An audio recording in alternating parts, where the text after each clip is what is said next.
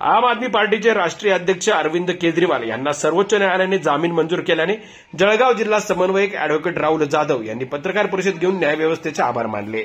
नमस्कार मित्रांनो, मी जिल्हा समन्वयक आम आदमी पार्टी जळगाव जिल्हा। आज रोजी ही जी पत्रकार परिषद आपण या ठिकाणी चाळीसगाव येथे आयोजित केलेली आहे, ही जळगाव जिल्ह्याच्या वतीने आयोजित करण्यात आलेली आहे।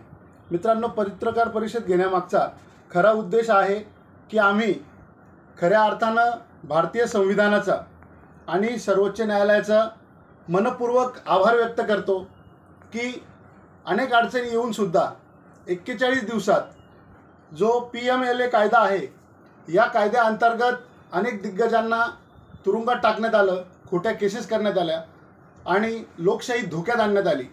आज खऱ्या अर्थानं लोकशाहीचा आणि भारतीय संविधानाचा विजय या ठिकाणी झालेला आहे।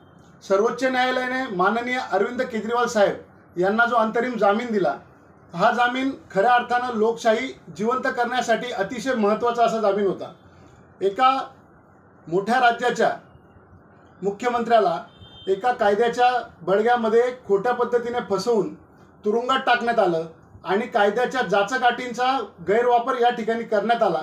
परंतु 41 दिवसात माननीय सुप्रीम कोर्टाने माननीय केजरीवाल साहेब यांना जामीन दिला आणि यामुळे त्यांनी असे संकेत दिलेले आहेत की खऱ्या अर्थानं भारताची लोकशाही जी आहे ती धोक्यात आलेली आहे आणि या तानाशाहीचा अंत करण्यासाठी आज सत्याचा विजय झालेला आहे। आज खऱ्या अर्थानं भारतीय संविधानाने जे सत्यमेव जयते आणि सर्वोच्च न्यायालयाने आपल्याला सत्यमेव जयते ही घोषणा जी आहे ती आज खऱ्या अर्थानं खरी करून दाखवलेली आहे।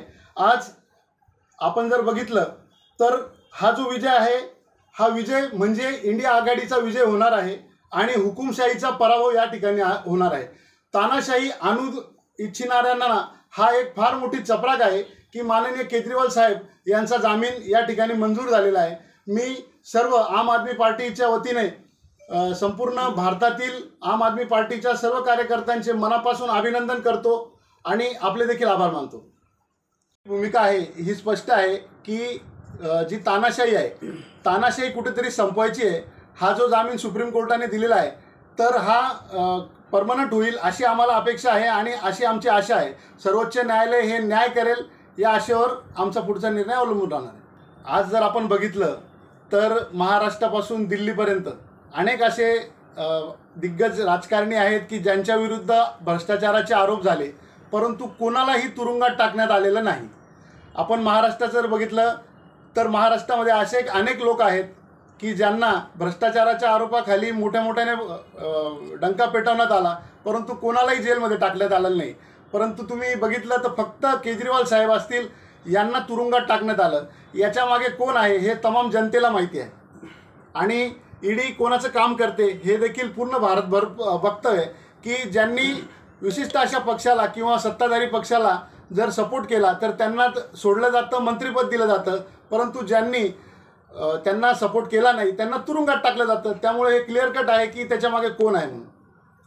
या पत्रकार परिषदेसाठी आम आदमी पार्टीचे शहराध्यक्ष यासीन खान, शहर उपाध्यक्ष ललित भिडे, युवा शहराध्यक्ष वैभव पाटील यांची उपस्थिती होती।